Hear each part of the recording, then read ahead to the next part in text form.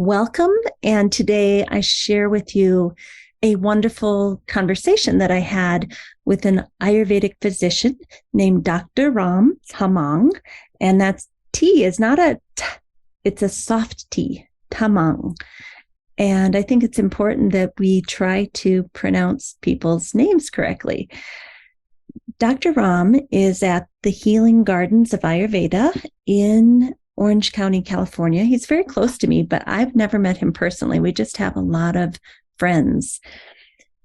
In this interview, I have been re-inspired because he talks so much about how it is our job as yoga professionals, Ayurvedic professionals, to help people be mindful of their daily habits and patterns.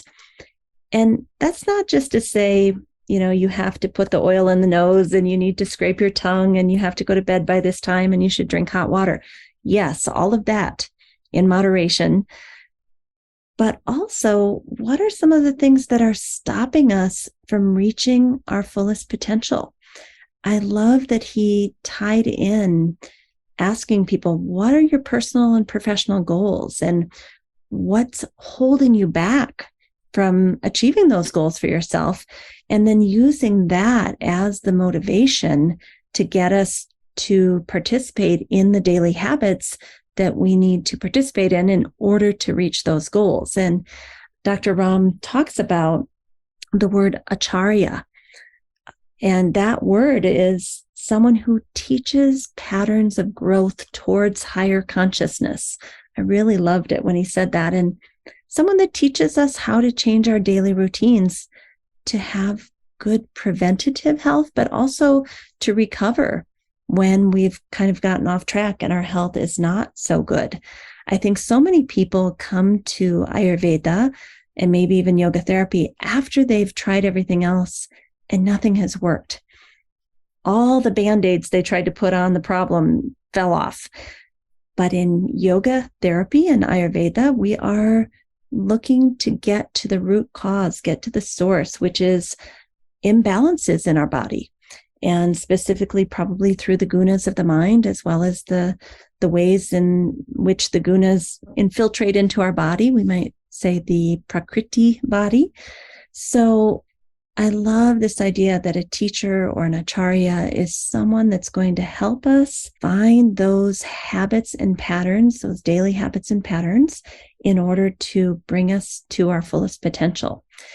And another thing that kind of has reinvigorated me about this interview is that means we have to check in. We have to ask ourselves, as Dr. Ram said twice in this interview, get in the habit of asking yourself, how do I feel right now? How do I feel? Take note. Where are you going out of balance? How are you feeling? And, the reason it's so thrilling to me is because when we developed our mobile app for Android and iPhone, it's called Optimal State app on the app stores. That's what it's asking you to do. Check in and say, how am I feeling? We even have a little reminder every 4 hours, if you set it, to ask you, how am I feeling right now? So I was getting a little hopeless about the app because I thought, does anybody want to check in with themselves? Is that just a pain to say, how am I feeling right now? But now Dr. Ram has said, yes, we must ask ourselves this often. And that's originally what I thought when we created this app is, we need to check in and say, how am I feeling? And then as he said, how do I want to feel for the next yama, the next couple of hours? Do I want to stay in this state of suffering? Or do I want to shift a habit or a pattern to bring me to a place of sattva so that I'm feeling good and light and free and happy and kind and joyful and compassionate again? So I feel like Dr. Ram really outlined my elevator talk for why we need this app. And I'm so thrilled that he asks himself that every day, but he's also teaching his clients to ask themselves, how do I feel? So thank you, Dr. Ram. And I look forward to hearing how people receive this beautiful interview. The Best of Humanity segment today goes to those people who are in education that are still in there doing the right thing, showing up every day, giving it their all, in spite of how traumatic it can be to be a teacher or an administrator right now. Yesterday, I had a wonderful meeting with some administrators from a university, and I was in awe. I came home and I told my husband, I said, they're still holding the candle. They're still holding the light. They still have it. I thought we all lost it. I thought education was done. I thought it was blown up. It was going to no longer exist in the way that we've known it. And these educators were like, no, we're still in this fight. We're still getting this done. We're still holding compassion and kindness and good work and making a difference in communities and educating people. It really lit me up for the rest of the day, because I sometimes feel despondent about these things. And to see long-term educators still willing to try to educate our students' hearts, minds, and spirits was so thrilling to me. So I just want to give a shout out to those educators out there that are doing all that they can to hold the light for all the future generations. We love you. Thank you. Welcome to the Yoga Therapy Hour podcast. My name is Amy Wheeler, and I'm your host. We are so happy to tell you all that's happening in the world of yoga therapy. And we love to find guests from all over the world so that we can share and learn and grow together. Please nourish yourself, take time for yourself, and really relax into listening to the podcast.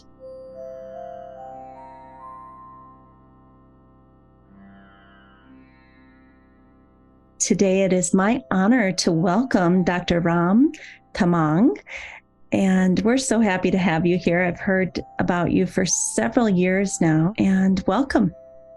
Thank you, Amy. It's likewise. I've heard so much about you from many of my clients and friends, and finally, here we meet. Thank you for having me here. You know, we both live here in Southern California. I'm up on a mountaintop in a cabin, and you're down in the real world of Orange County. But as we were talking a few minutes ago, just kind of checking in with each other, getting to know each other, you told me that you grew up in Nepal. So can you tell us a little bit about that experience of growing up in Nepal and then finding Ayurveda and some of the other indigenous healing cultures there? And how did you come to be? Grew up in the foothills of the Himalayas, outskirts of Kathmandu Valley, and just a lot of nature and just learning about herbs and plants and spices in the kitchen, how you can use that for a lot of these ailments before you need to go to the hospitals. Yeah, there are whole stories of how hospitals were too far away, so the first line of defense or treatment was always natural. What's in your garden? What's in your kitchen? So seeing that, how my grandma worked, with villagers, and also learning from the elders in the villages about that. Just knowing about it. It's not that maybe, as a child, it's not that I was very clear, okay, this is what I wanted to do, but it was fun learning about it. Oh, this is the plant that you use. You just grew up with it. And, alignment, or what you may call it. I was one of those from low caste wise or whatever there is always this hierarchies, but I was a curious person who always liked to learn and was always curious, why this, what that, and an introvert and empath, probably, however you may call it. So people notice that, and with that alignment, I was sponsored as at a young age to go to Krishnamurti school in India, and which was another beautiful place where I've learned, and I think I really give a lot of credit to who I am today, to the Valley School and to the Jiddu Krishnamurti School and their philosophies of just learning and honoring an individual, honoring your nature and nature outside, and just continuing to ask questions. Right. I think it was so beautiful. And, it was, of course, there was a lot of struggles and challenges and the language and the culture, all of that. But there was a lot of exposure to nature and honoring yourself and connecting to yourself and connecting to your true, authentic needs and desires, and not being scared about sharing about that, talking about that, and then continuing to explore, to learn without trying to be, too judgmental. Because in Krishnamurti schools, till, high school, we didn't have exams.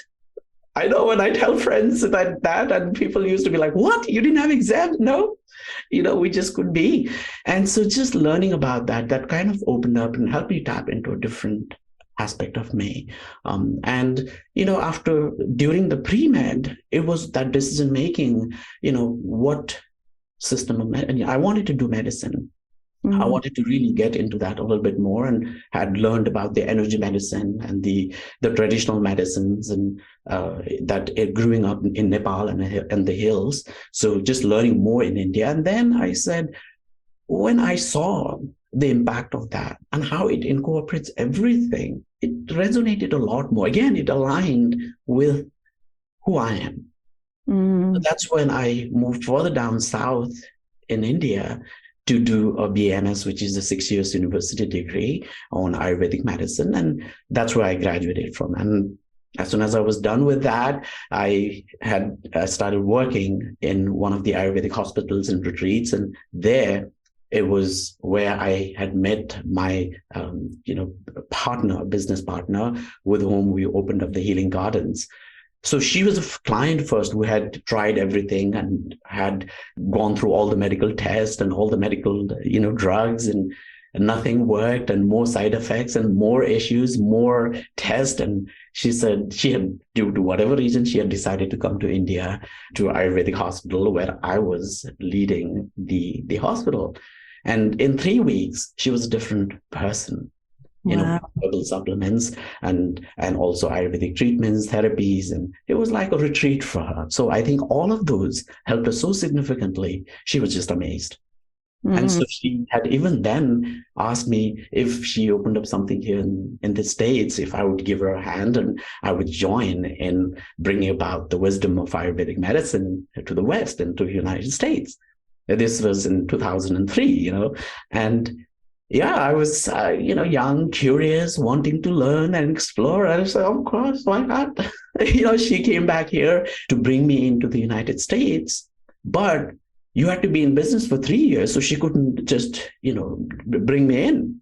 And in the meanwhile, my brother, who's in Nepal and I'm working in India, who loves me so much, he had a wallet with a picture of me in his wallet, and he goes and files up for a diversity visa. I don't know if you've heard about something like that. And he goes and fills it up for himself, for me, and some friends. And then he doesn't get it, but he calls me and says, Ram, check this website. You won a DV, diversity visa, the green card for United States. I said, what's that? Oh. And I know, right? So that's how the story began. And so I called my client, my friend, my business partner, and I said, this is what happens. She couldn't believe it. She said, okay. And then within 6 months, I was here, and we started the Healing Gardens of Ayurveda here in Orange County. And that really is a lottery to get. It is a lottery, literally a lottery. But it is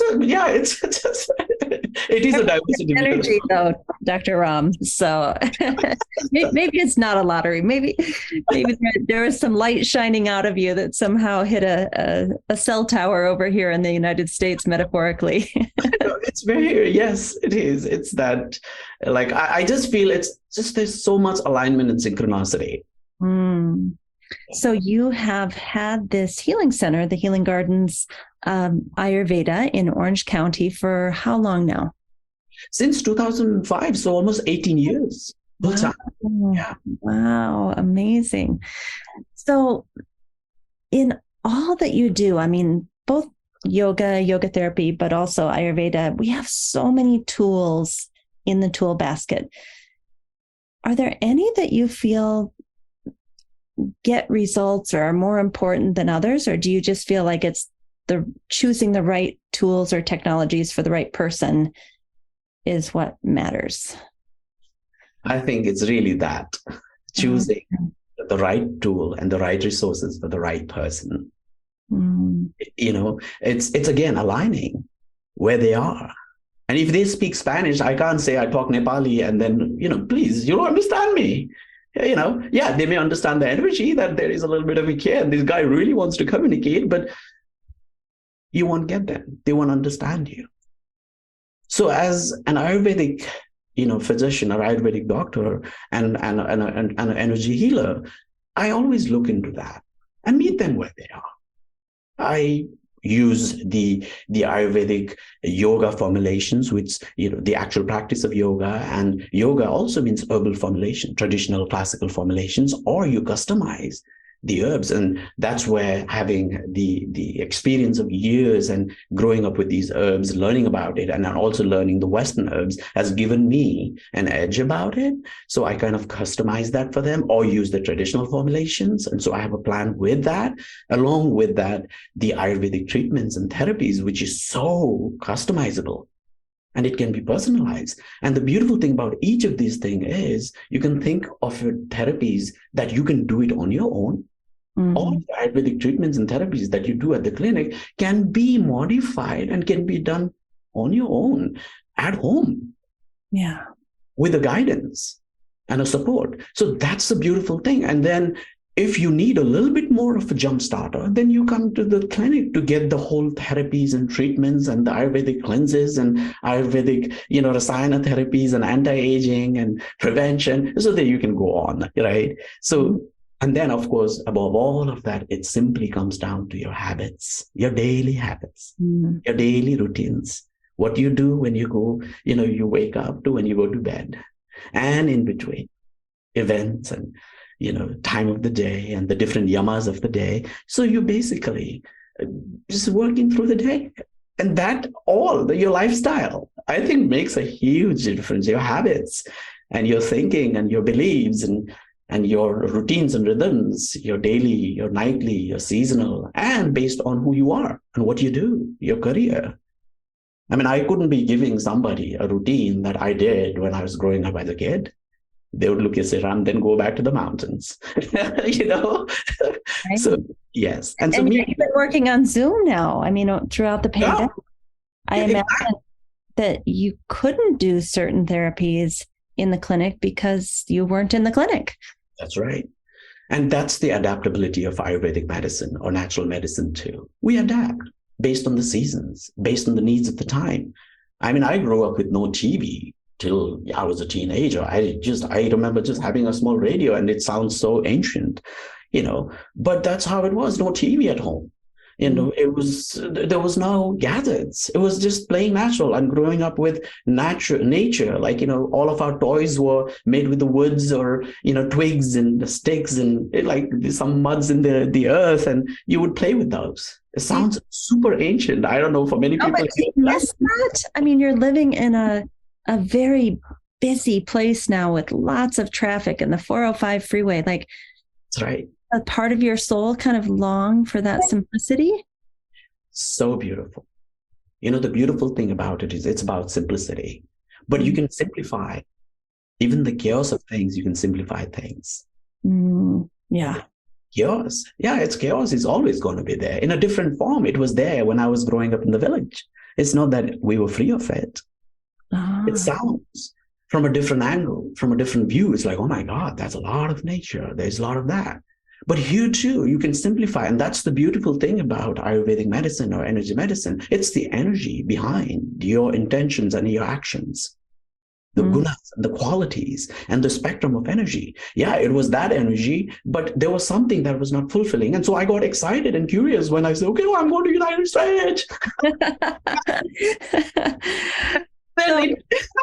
And then I come here, like we're taking groups to Nepal and India for retreats and, going to the mountains. And, we used to host a lot of retreats in the past, and we haven't done that recently, but, that's what it is. So it is that, it's a spectrum of energy. It's the polarity. There's the good and the bad. It's where you're starting. And so that's the meeting place, I believe, changes, your quality, your gunas in your life. When I asked this question about, do you think there is some special tools? I thought you were going to say the relationship that you have with your clients, because what I hear from your clients, many of them are good friends of mine, is that you're laughing with them the whole session. They feel so much lighter when they come out after seeing you, that there's a quality to the interaction and the relationship that you have with them that reminds them who they really are and not the clouds that have kind of been following them around. So can you talk a little bit about that? Such a beautiful question, Amy. Thank you for reminding me of that, because I do believe that I, as a physician, as a healer sitting on the other side, we're on the same team. We're trying to achieve the same goal. I'm no better than you. You know, you have all the potentials and all the answers that you need. And a lot of it, you know. It's amazing. I may pretend to know it because of the pulse and tongue assessment. I have a better understanding. And and people are always amazed by that. But at the end, it's my relationship with them. How do I connect with them? Am I really listening to them so that I listen to understand them individually and connect with them? And they feel really like a lot of the human needs, if you think about it, as a psychologist, far better than I do, probably. I think we all need, like to be heard and feel like respected for where I am and not judged. And as a physician, when I think of my healer, my practitioner, I would want to, feel that. I want to, like, they're not judging me for where I am and what I'm going through, or whatever, addictions I went through and whatever struggles. Oh, you can't even handle that? And there are practitioners who like to laugh at you, look down upon you. And I don't believe that. For me, I'm on the same team with you. And we just want to understand you deeper. Some kindness and from a place of compassion. And I think that opens up a completely new door, and they reveal so much more. And now you're discovering it together. And isn't that what yoga and Ayurveda was all about? I think it's what it's supposed to be about, but it's kind of rare to find that. It's become so transactional. I know. And if you give me this, I'll give you that, instead of let's connect and kind of co-create together and find the magic together. That's right. That's right. I mean, when you look at the basic fundamental of health and energy and life, Ayur is a connection and a relationship. It means your Sharira, Indriya, Sattva, and Atma. It's your physiological body, it's your sensory bodies, it's your emotions and feelings, and your spiritual higher self, the cosmic energy. Yeah. Right? It is that connection and reconnecting back with that. When I always teach that to the people, I listen to their story, I understand them, but there is a deep lack of connection. And to lack of connection to yourself, which is why in Ayurveda and yoga, like, what we say, swastha, your connection to yourself, your relationship to yourself. So if I can't relate with my patients and clients and yogis, how can I teach them how to connect with themselves and how? So that's impossible. And especially my goal is to teach them to connect with their body from head to toe. Yeah. Reconnect. I call it the reconnect and reclaim your power, right? I mean, it's really, when you think about it, it's reconnecting, reclaiming, and once in a while realizing you needing to retreat.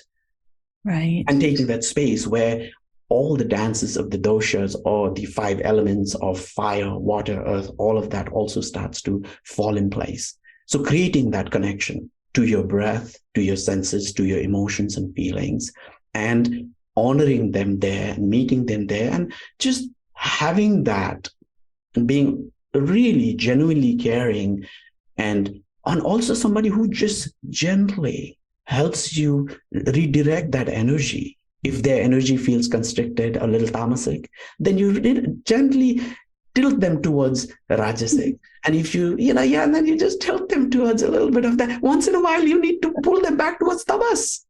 Yeah. So I call it that dance. And so once you know where they are, it's so much easier to change their perspectives. And Ayurveda and yoga was all about that. How you see is as important as what you see when you see and where you see it. Because what you eat is one, but how you eat it, when you eat it, and then also maybe to go deeper, you also even can ask why you eat it. Yeah. Why am I thinking this? Why am I doing this? Why am I being this? So All of those is such a beautiful scientific framework there is to it. And so being present, fully listening to understand and connect, and helping them connect with their body, their breath, their emotions, and their feelings, and their higher, better self. I think that does the magic of yoga and Ayurveda. That's why a lot of the people probably feel that energy, and they have shared that about me to you. And I'm honored and humbled to hear that they do feel that. Oh my God. Always. You're teaching us how to deeply reconnect. But I think if we take a step back, one cannot teach that unless they themselves are connected to themselves.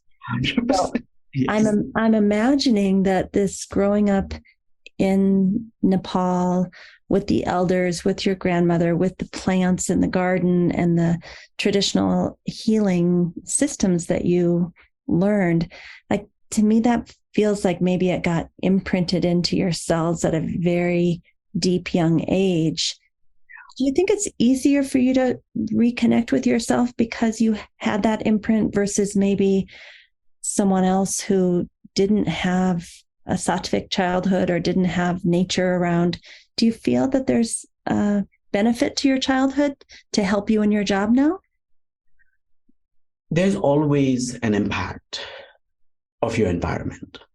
And we do know that. And I of course, there's a lot of that, the connection part of it, the respect part of it, honoring yourself. You are, you may not be good enough in the other's eyes, but there are people who remind you, no, you are still a very special child. And remind you, and that's such a beautiful energetic medicine, healing modalities of an Ayurveda reminding you that you are unique. There's no second Ram. We have Ram in the other door with the same name, but do they have the same quality like you? They don't have your smile. They don't have your laugh. Yeah. And then also, we talk about herbs the same way. The beautiful thing about that is everything and everyone is unique. And everyone has certain qualities in them. Yeah. Your strength can be your weakness, or your weakness can be your strength. It's just the spectrum. It's the gunas on the extremities. It's the spectrum at the polarity, whether you call it the light and heavy, or, dry and moist, or you say hot and cold, the sun and the moon and the left and the right, or you call it the parasympathetic and sympathetic. But all of that, coming back down to, does the environment have an impact? Yes. But just because the environment is there, your ability to reconnect with your feelings and emotion and rechecking with your body, when you do that, then you decide, you ask the questions, is it really helping me? Is it serving me? So, you start doing that, then you start becoming more aware and more conscious. And then you take the action that simply turns your alignment with the goal that is important to you. Like, in Ayurveda and yoga, we talk about your purusarthas, big purposes, your dharmas, and all of those. So all of that is impacted by environment for sure. And that can push you to the little bit more next level. But if you align with your own questioning and you come up with the answer, don't you think you're a lot more empowered to really get to the goal and get to the destination and to really go after those meaningful pursuits for yourself, like what we call it, the dharma. And it can be meaningful pursuits can be, I want to be a better physician today. I want to be a better Vaidya and a healer today. That's my purpose for the short term. Every time I want to say, what is that I want to be able to give it to my clients and my patients? So that aligns me. And so it goes back down to the connection as a child, helping me to reconnect and connect, to understand deeper. So yes, environment, childhood definitely has an impact, but that need not, I believe that need not be the cause. Or limit us if we didn't have that. Right. Just because you didn't have that in the past or as a child and your environment a little different, that doesn't mean your future cannot be aligned to who you want to be. That's all. That's being in the present. So I want to say, yes, environment's impacts, but I also want to say, don't let that be putting you into a cage and state of tamas, or in a state of where you feel like, you are not moving forward. Yeah. So I'm going to jump to a question that I usually ask at the end of an interview because I think it fits in beautifully right here. You have found your path. You have found your dharma. What is it at the end of your life, looking back, that you want to know is true in your heart? Because we each have an individual path, but what is yours? I'm always interested to hear, what do you want to know you've done or contributed to this world? Thank you. Such a beautiful question. Just takes me back to me being, 90-year-old and just helps me look back and say, what is that I would like to contribute, or having made a little bit of that, simplified the concepts and the principles of yogic medicine and Ayurvedic medicine and make it simple and implementable. Not just, there's the intellectuality, there's the energy, but it has to be implementable in your daily routines. Yeah. And it has to be simplified enough, because sometimes the concepts and the principles are so complex and it goes so many layers and many people. That's where the understanding and connecting helps. Where are they? And now they take them one step deeper. And the right questions helps you do that. Yeah. And so if one thing that I want to look back and say, that one day, each day I live, one person, I'm able to teach them that health is in your hands and in your habits and your thinking. And, it is in your hands, and go deeper into what does that mean. And so if I've been able to teach that every day, and, I think I have done my part of the work, and I would be very fulfilled and happy about it. You're such a positive force, like energetically. I feel happy on this call with you. And I hear that from a lot of people. So as a human being, we all get disappointed. We all maybe have self-doubt or times that are challenging for us. How do you work through that within your own psyche, heart, or spirit? How do you work with that? A great question. I know a lot of people think, I am always happy and very positive. I am. But it's not that I don't feel sad and I don't feel upset and angry. And the challenge is sometimes, as positive as you try to be, there will be people who really push your buttons. So that one simple thing, I have a habit and a routine to check on and check in with myself about what am I feeling. I ask that. And I'm not scared to answer that. Sometimes I'm sad, I'm frustrated, I'm nervous, and I'm like feeling clueless. I feel that there are moments like that. And I'm not scared to feel that. What I have created is a habit and a routine where I check in, I embrace it, acknowledge it, and notice what it is doing to my body, my breath, and immediately change that. Because they're so interconnected with one another, and when you change one, it changes and impacts the other. Yeah. So I'm not scared to acknowledge that the negative feeling that comes with it, and then its impact on the body. But I also don't forget to ask, but now how do I want to feel the next couple hours or 3 hours? I call it one yama. I give it every 3 hours is one yama. There's a change and a shift happening. So I say, for the next hour, 45 minutes or 3 hours, how do I want to feel? Then it gently focuses and takes my attention to what I want and what's important to me, rather than brooding over what I don't have a control over. Yeah. And yeah. So that is the homework that I do to get through my challenges. It's like I connect again. That's what I teach, and that's what I do to myself. That's my habit. That's my rhythm. And was it something that used to happen easily? No, I forget. But till it becomes your habit and a routine, you do it again and again and again. And then it becomes a habit. And then you don't even think about it. It's part and parcel of your daily routine and your rhythm and your charya. See, the word charya means routine, your rhythm, your patterns. And we Ayurvedic Vaidyas were called acharyas, the ones who taught those patterns that supported you in your growth towards the higher consciousness, or help you slowly change your routine slowly, so that it kind of takes you from disalignment to if it's dragging you down or helping you grow. Yeah. So yeah, I do believe that, that's the habit that has helped me get through my challenges and the emotions.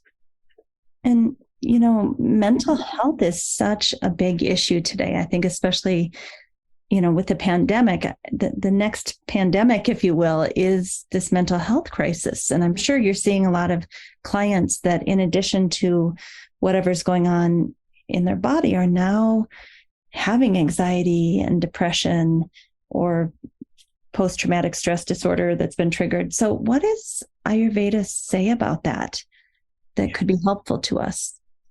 You're so right. It is becoming a pandemic in terms of so much of the psychological, emotional traumas people are going through, and it's becoming more and more, and it's being talked about more, whether it's trauma or whether it is imposter syndrome, like, I'm not good enough, and because the gaps are becoming so extreme between the polarities. And then we're at one end on the extreme, and then we're looking at the other, and how can you be that? So the gap creates more anxiety, and there's more overwhelm, and you are on the rajasic or the sympathetic, push, or the fight, flight, and survival, and the freezing. So all that's going on. So one of the things that Ayurvedically we always look at it is, how do we simplify it? Again, simple homeworks of reconnecting back with your senses, daily habits of reconnecting back with that, your sensory care, your eye, your nose, your ears, your skin, self-massage, nausea, and the eye therapies. You do that, and at the clinic. So you do it personalized with the herbs and anti-inflammatory herbs or soothing herbs or, nerve tonic, that what we call it now today, neuropsychoimmunological, studies that has shown that everything is connected. Everything is interconnected. What happens in your gut, impacts your nervous system, your brain. What's happening in your thinking impacts your gut, your immune system, your psychology, all of that. So knowing that. So there are Ayurvedic therapies that helps with that, like, Abhyanga, as simple as Abhyanga and Shirodhara and Nasya. Mm-hmm. It really take care of a lot of that. It helps you to connect with your body, helps you breathe better, and helps you acknowledge and appreciate your body. And now you begin from there. So that's number one. Then also, in addition to the therapies, there are a lot of herbs, maybe, that can be personalized, customized, like as simple as depending on your body type, depending on, whether you're predominantly one which is always hypervigilant in a stimulant way, or you're going into a little bit more of a depression or sadness. So depending on that stage, you need to do stimulation or pacification. And you can do it with the breath, you can do it with the self-massage, tapping or gentle squeeze, or you can do it with the herbs too. But if you combine all of them along with the therapy, you see a faster result. Yeah. I want to ask you about the herbs, because some of my friends that have come to you are basically telling me it feels like a miracle when they take these herbs. They've been maybe highly sympathetic for months, and literally within 2 or 3 days, they feel like completely shifted. Do you get your herbs imported from India, or do you have a company that you work with? How do you make sure you have really high quality herbs?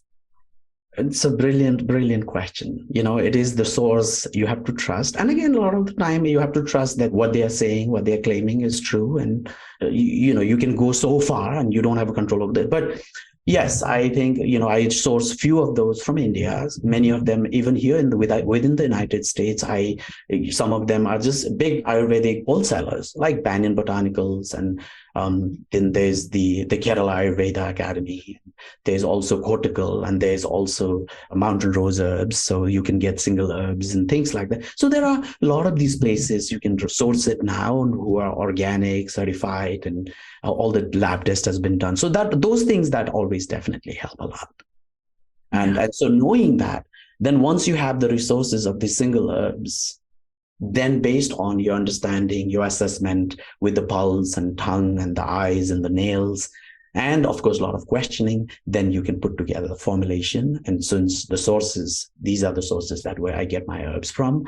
Yes, I mean, I do believe that herbs have a lot of power, and the way Ayurvedically we look at herbs choosing is also, there's a whole pharmaceutical and the whole framework to it itself, like in the understanding of Dravya Guna Sastra, or what we call it, the herbology. Mm, the Ayurvedic herbalism. yeah. So, and then mixing it in terms of understanding, not just the active ingredient in it, but just understanding from the perspective of bioenergetics, like, the taste, the potency, the post-digestive effect in the system, then a special effect of that plant. And so all of that, plus there's more. And then also, once you do that, then your art and science of being able to combine that always makes a difference. I believe that probably that's where, and the energy of the maker, like the way they say, the energy of the cook and the chef, how they cook the food impacts the food quality and the guna. I think, that's another truth. And I truly believe that there is that magic in both. So There's a little joy in there. So I just got done saying that I hear that people feel like something deep inside them has shifted. But for the average person, what's a reasonable outcome that they could expect from the work that you do? fantastic question, Amy. Again, I have so many people through the years of my practice seen people who have no idea about Ayurveda. Absolutely no idea. It's just a human connection that this guy really knows what he's doing. And I do. I mean, if I don't, and my ability to accept what I don't know and where I feel I don't have the knowledge and the skill to be able to assess and say, I don't think I can help you with this. I say, please go see another practitioner or go to a specialist who might be able to help you immediately. So I think that is there. So the languages are the languages of the modern medicine, the allopathic medicine, and understanding the anatomy, physiology from that perspective also helps me communicate the effect and the efficiency of the formulations I put together. I think that always makes a difference. So what to expect is really, what is your goal about your health? What does it mean to you and why are you here with me, right? I mean, so then we take it into just, it could be as simple as lifestyle changes and your daily habits, one habit, one thinking, or one diet change. That will change your energy. Most of the time, people who are dealing with energy issues, whether it's physical, psychological, or spiritual energy. So if you raise that a little bit, that itself changes everything. A little bit of that. And then people who are dealing with side effects of the medication, people who want to just do prevention. Those are the kind of people I've been helping, in spite of the fact they have no idea about what Ayurveda, because, once they see results, I've had people who have been referred by their family and friends and say, okay, you got to go see this guy. And they come and say, what do you know about Ayurveda? I say, sorry. And I spend 90 minutes with them, connecting with them and helping them understand what's your goal. And then I tell them in the language they understand, and I'll say where it's coming from in terms of yogic medicine and Ayurvedic medicine. And this is what you can do. And this is where you can start. The plan, they like having a plan. I think that's one of the main things that I've noticed for themselves. A plan that takes them towards their aspirations of a better health. And a better health definition is very different for every individual. It's just very interesting when you realize that, right? Yes. I read once there was this woman who had been studying Ayurveda, and then she was hired to teach at a teacher training. And she said she started feeling like a fraud because she felt better when she did, like kickboxing or, some of those really hardcore things, and ate keto. So she had to stop doing Ayurveda because she couldn't promote something that she didn't feel great. And I thought, well, if that's her idea of health, to do, super, super, super hard workouts 7 days a week and eat primarily bacon, and that, if that's her goal, then that's her goal. It may not be my goal for my definition of health, but as you say, everyone has their own definition. And I think we have to honor that. Do you? But if they are thinking and it's already harming them, then you point out to them. Yeah. Okay. Right? I think it's not like, just, okay, I am not judging you, but would it be okay if you're paying me for it? So I'm going to, try to point out. If it doesn't make sense, first of all, then challenge me.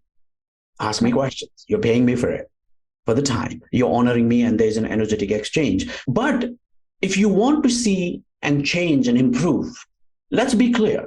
Why is it that you're looking for what you want to achieve in terms of that health? What are you trying to do keto for? What is the goal?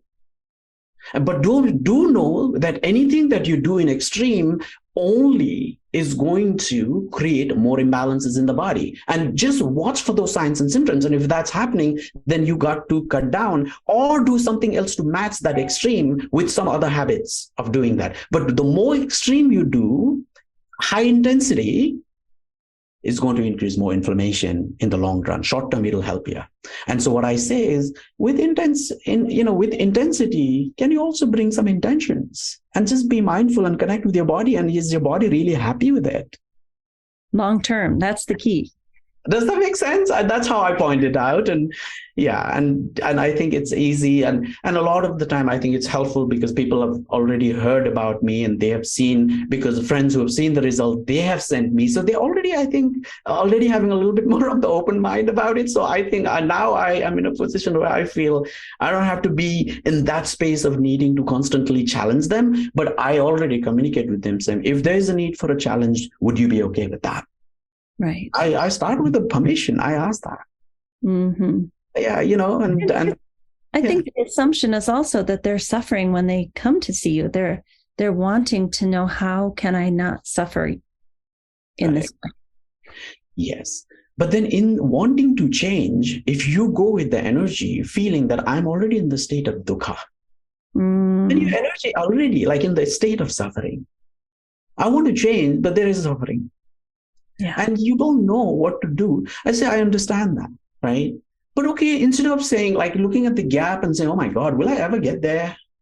I say, okay, what's the next right one habit that you can add and do it differently for you to be able to see a shift in your energy and what's important to you in your life right now? Because yoga and Ayurveda is so beautiful because it's energetic, right? It's concepts, it's principles. Ayur means life. Life could be the relationship of health of your body, your senses, your mind, and your spirit. But at the same time, it also means what's important to you in your life, at this part of life for you, like your relationships, your career, your health, your community. I think sometimes we forget. Yeah. And a lot of the time, you may have the best of the health. You have the energy, like as if you've just drunk 3 cups of coffee. That would not feel good, but I understand what you're trying to say. Thank you. But what I'm saying is, and you may have financial success, you may have all of those, but if you are missing on any one of these other aspects of life, what's important in general? I mean, now there are evidences, studies, social sciences, and all these other neurological studies that have shown that if you're not feeling, and if your bars are not raised and standards are not raised, and you're not improving in all these areas, that is where you feel something is missing, and you're not really in that state of being in the state of sukha. Then you're still feeling that dampness of the dukkha, the stickiness and the gooiness and the gluiness of the dukkha and suffering. And Ayurveda, we call it that ama, whether it's mental or physical. And so you detoxify one habit at a time that's holding you back on that area that's important to you, and raise the bar from, if you scale it up, like, I sometimes play that game saying, what you see, you believe. Yeah. So then let's scale it up. And that's a little bit of the modern version of trying to, bring the Ayurveda for the understanding of people to be able to understand that. People who cannot feel it and sense it, I say, okay, see it then. And then rate it. In relationship, do you believe you're 10 out of 10? And how important is that? And so what one thing can take you a bar high up? And do you just usually focus on one or two things? Because I've gone to many Ayurvedic practitioners in my lifetime, and I'll get like long lists of foods and activities and herbs, and it feels so overwhelming. Do you just try to focus on one or two simple things per visit? Amy, what a beautiful question. It's so true. We know a lot of things, and when you have too many things to do, it's already overwhelmed. You're coming because of overwhelm, and you give them 10 different things to do, they will end up doing nothing. Yeah. And it is true. Simplify it and give them one or two. that they can actually apply and see the change. Yeah. Yes, I do break it down and simplify it. Instead of giving 10, list of food, like literally a big list of them. And I go out and buy it all, and then it sits there, and I get mad that I just spent $400 on all this stuff. And like you say, I'm overwhelmed already. I can't do so many things all at once. Yeah. And the thing is, in the world of today, that becomes one more distraction, sensory distractions. Yeah. We have all this information. Honestly, the amazing thing is the other day I was teaching Ayurvedic practitioners. I said, and for the first time, when I told them Ayurvedic practitioners, it's like, you're going to be my colleagues. And they're like, for the first time, Obaidia has told me that. And these are new practitioners that I was teaching. So they're like, colleague, we feel honored. I said, as much as I know, or I know, what you know. And you know many things that I don't know. And so when you have too many things that you give, it is really adding to more overwhelm and more distractions. But simplifying it, I think if you could just simplify it based on where they are, who they are, and why they are there with you, connect with them. And if you take them one step at a time, and then once they start to really see and trust you and build that rapport with you, as practitioners, I always teach them that.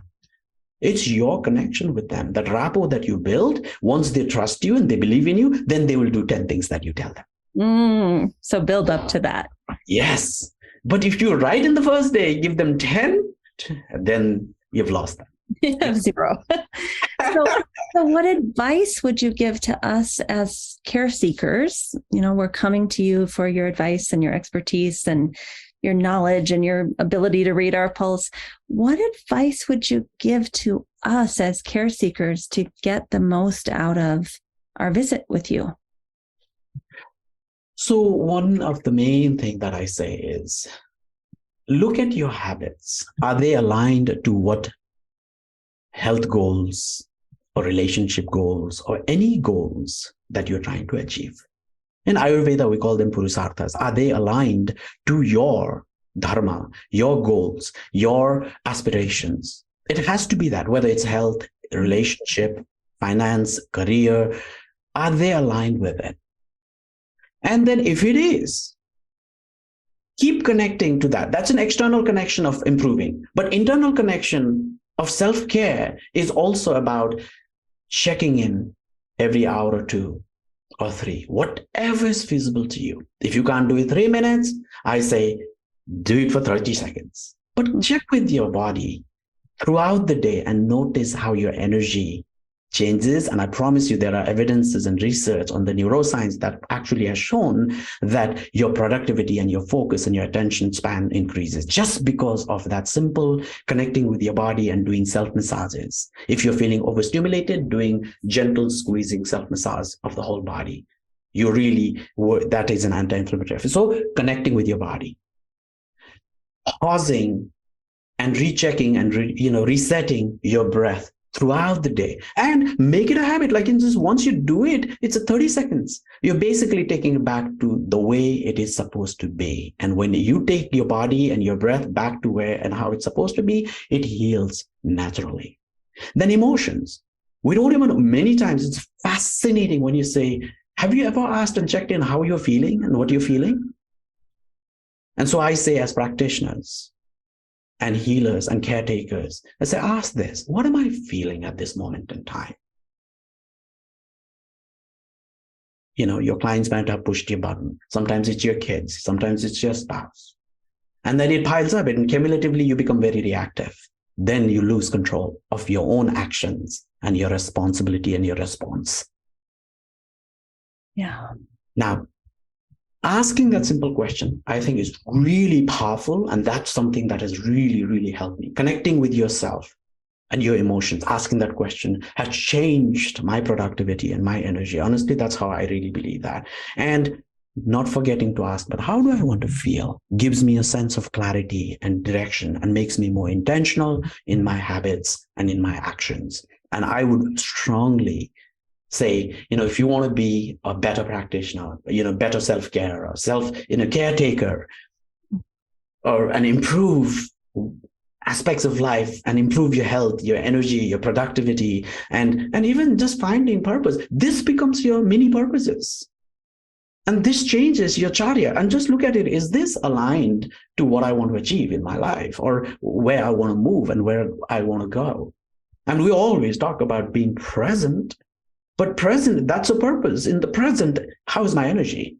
How's my gunas and quality in my interactions with somebody? That clarity, how do I want to be, really, really has helped me be a better practitioner, better human, and just be a better friend and a better partner, I believe. And I think that's what I would, hopefully you are able to see its effect on all of you as well.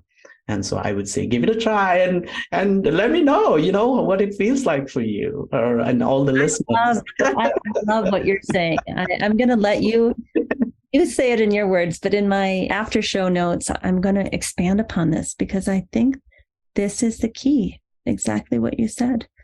Yeah. So is there any last something that you wanted to make sure you shared with us today that we haven't yet covered? I would simplify it again, just the qualities and the gunas, the qualities in you, qualities around you. If you are able to see it, hear it, feel it, and what does that mean? As simple as, is it heating? Is it cooling? Mm-hmm. Is it like really heavy in terms of what I'm exposed to energetically in my diet, in the words that I'm hearing, seeing, and feeling? And is it too much, the high intensity? So is it too sharp or too dull? Mm-hmm. Is it too actively moving, chaotic, or is it too tamasic and it's stagnant? Mm-hmm. So when you start to compare that, understanding that quality really, and implementing it and applying it and making the choices and habit choices and changing that will completely change and improve the quality of your life. I would say understand that and simplify it for yourself. I completely agree. Almost every morning I'll check in, and if I'm feeling high vata, I'll choose different routines for that day. Or if I'm feeling kind of angry and frustrated, I'll choose different activities, different foods. It's such a beautiful self-monitoring system to keep ourselves in homeostasis, I think. It really is. Yeah. And understand the qualities and add qualities to your life. That's how I call it, Yeah. Well, I'd like to bring up your website just so that people can find you. We have a lot of people. We have over 800 people that listen to this podcast a week, and some episodes over time have many, many more people. And I want them to be able to find you. So the website is thehealinggardens.com, but there is one G. So Thehealinggardens.com. And is there anything that is upcoming for you, Dr. Ram, that you would like to tell us about? Or should we be doing spring cleansing soon? Like, what do we need to know that you're offering that could help us? Yes, we are planning for our spring cleanse. I do offer very personalized and customized throughout the year cleanses and detoxes, herbal cleanses and Ayurvedic cleanses at home and in the clinic. So we do that. So we do have something coming up for the spring as well, and we'll be putting that up on our website as well. Or you can also reach us, and if you have any questions, you can email or you can call us. Our direct number is on our website, 714-730-7919, and also email us, info@thehealinggardens.com. I again repeat, it's only one G between the healing and the gardens, like how Amy also pointed out, with healinggardens.com. So yeah, so we are thinking about that as well. And is there a podcast? Yes, and so that's been on a hold for a while. We haven't, added momentum, and that's something that we needed to start doing back as well. So, which I think this year is going to be in our list of things to improve and to get it done. So yes. And if someone wanted an Ayurvedic consultation with you, you can do it online, yes? Yes. So we do have online if you are somebody who's out of town. And then we also have that in the clinic. So we're offering both of those at this point in time. Wonderful. Well, thank you for being here with us today. It's just been such an honor and a pleasure to be in your company for this hour. And I hope to continue this relationship and come down and receive some services from you. Yes, Amy, thank you. Likewise, the pleasure is also very much mine. Thank you. It's been a long due. Heard so much about you. I know. It's good to finally see your face. Thank you. Likewise. Thank you. Thank you. So as we wrap up this interview with Dr. Ram, I just want to go back to something he briefly kind of rolled through when he was introducing himself and telling us his origin story. And that is that he grew up in a small village in Nepal, learning from the elders, learning from his grandmother, how to work with the 5-element theory. And, you know, in this village, maybe they didn't call it Ayurveda yet. Maybe they call it Nepalese healing or Tibetan healing. But as he said, these are basically one and the same. They're working with the 5 elements of earth, water, fire, air, and space.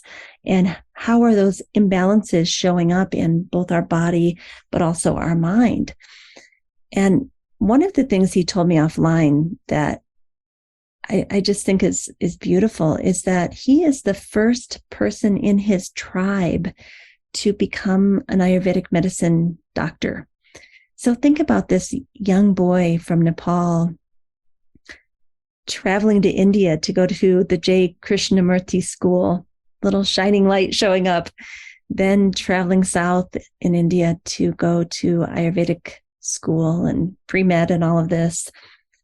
And being in a system or a caste system where that maybe shouldn't even be an option for a young man that grew up in this small village in Nepal. And here he is helping us on a podcast and in his clinic, the Healing Gardens of Ayurveda, basically lightening up and brightening up all of our days with his wonderful laugh and beautiful smile. It almost seems like a fairy tale to me that he's here in Southern California with us and he's had this journey. And that really gives me hope that anything is possible. Anything is possible. Don't limit yourself. As he said, even if you didn't grow up with this idyllic childhood, anything is possible. You can create the life you want. You can start working towards your personal goals through self-empowerment and changing your habitual patterns. So that is the message of today.